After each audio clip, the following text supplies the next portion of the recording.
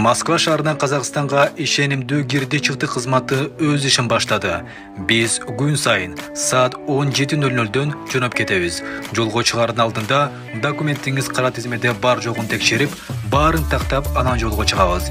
Биздин тажрыйбалуу айдоочулар сизди жолдо чарчатпайт, эсен-аман алып барып келет. Унааларыбыз таза жана ыңгайлуу. Биздин дарек метро Волгоградский. Байланыш номер 8926 797 6724. 24 saat boyu байланыштабыз.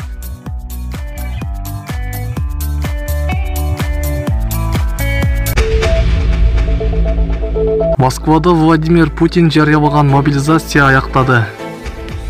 Москвада президент Владимир Путин жарыялаган жарым-жартыбай мобилизация аяктады жана анын жүрүшүндө жарандардын жашаган жерлерине жөнөтүлгөн чакыруу кагаздары күчүн жоготту. Бул тууралуу Москва шаарынын мэри Сергей Собянин билдиргенин орус басылмалары жазышты. Москва шаарынын аскер комиссариатынын маалыматы боюнча президенттин жарлыгы жана коргоо министрлигинин тапшырмасынын негизинде белгиленген жарым-жартыбай мобилизациялоо боюнча тапшырмалар толугу менен аткарылды. Мобилизациялангандарды кабыл алуу пункттары бүгүндөн тарта жабылды. Аскер комиссариаттары 2022-жылдын 17 октябрында саат 14:00дөн баштап ишин токтотот деген Собянин. Орусияда президенттин жарлыгы менен 21 сентябрдан тарта жарым-жартыбай мобилизация жарыяланган.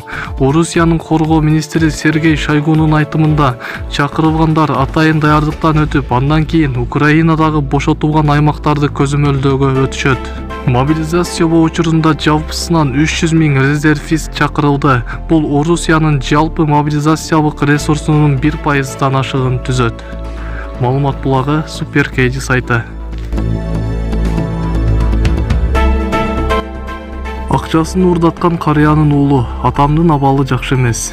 Токмоктогу мал базарда 120 000 сомун урдатып жиберген карыянын уулу Бакыт учурда атасынын абалы жакшы болбогондугун айтып, интервью берүүдөн баш тартты.